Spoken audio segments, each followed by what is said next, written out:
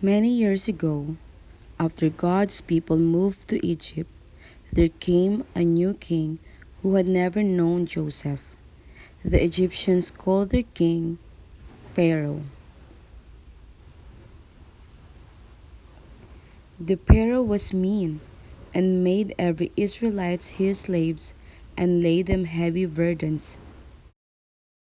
The Israelites have to work hard for the Egyptians. They build cities for them and even give the large part of the crops from their field.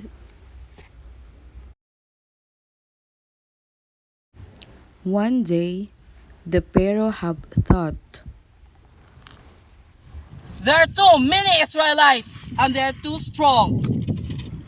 so he gave his orders to his slave to kill every firstborn sons that were born Israelites.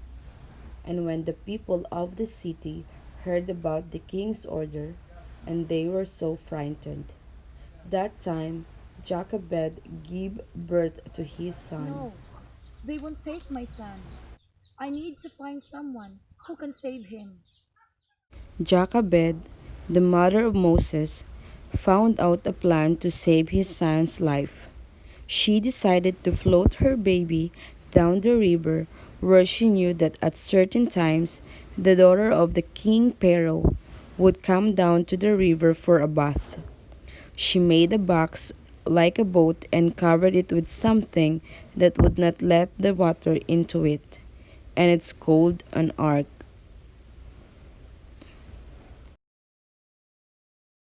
Jochebed finally arrived at the river together with her daughter and son Moses.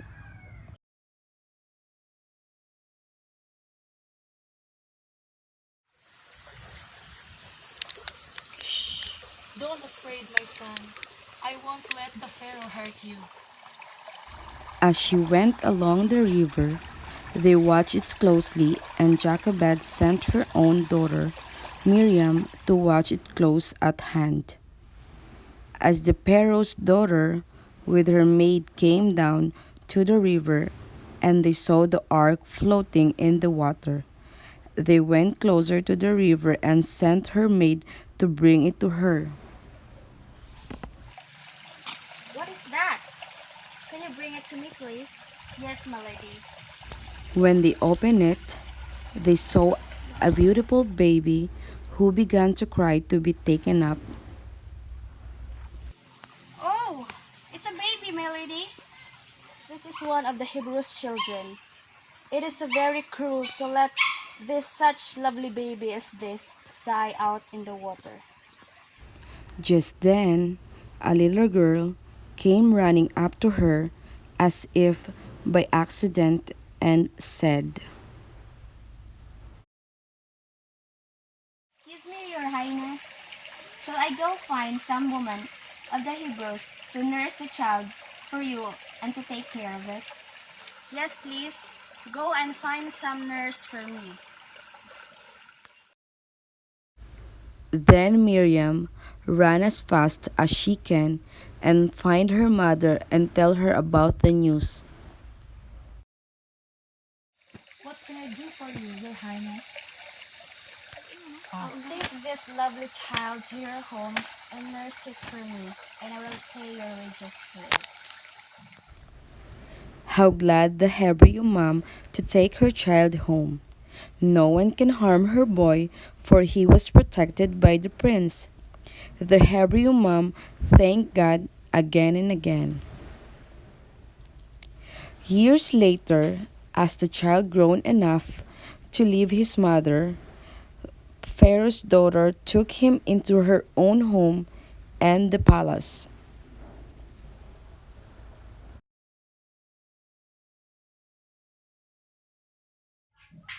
Your highness.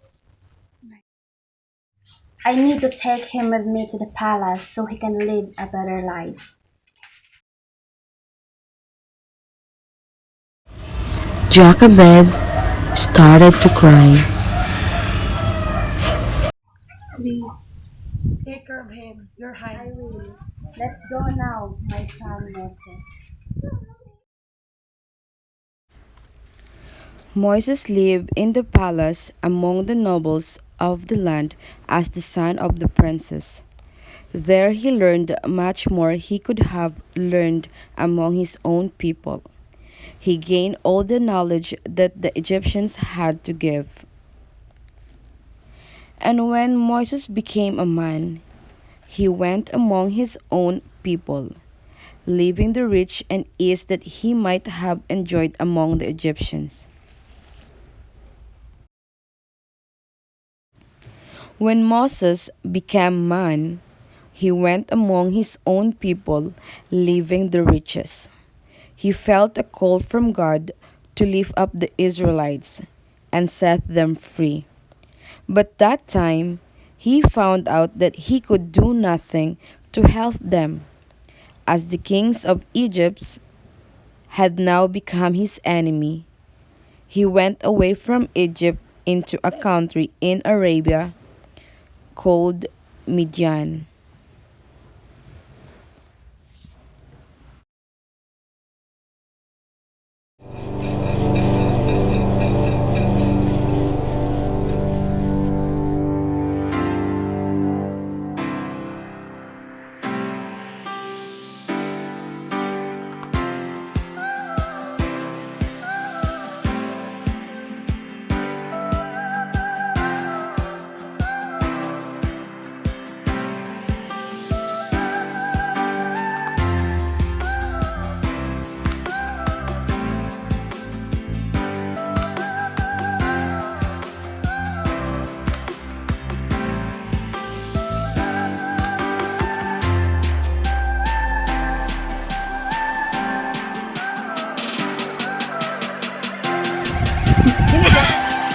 Huwag ka mawaji!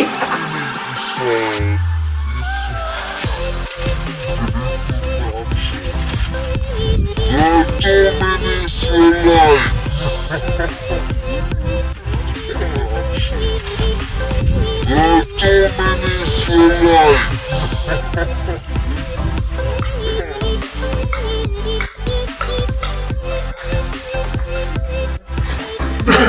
Israelites. Israelites.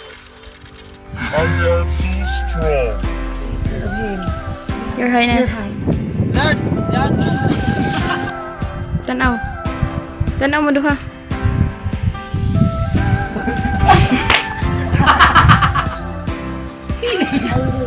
Let's go, my son. Ninil ka ito.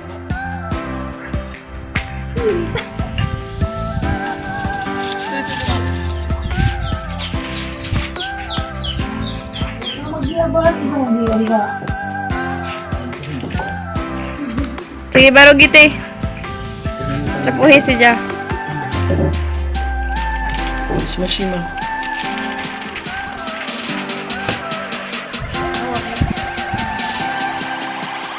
May nakitas Marimar.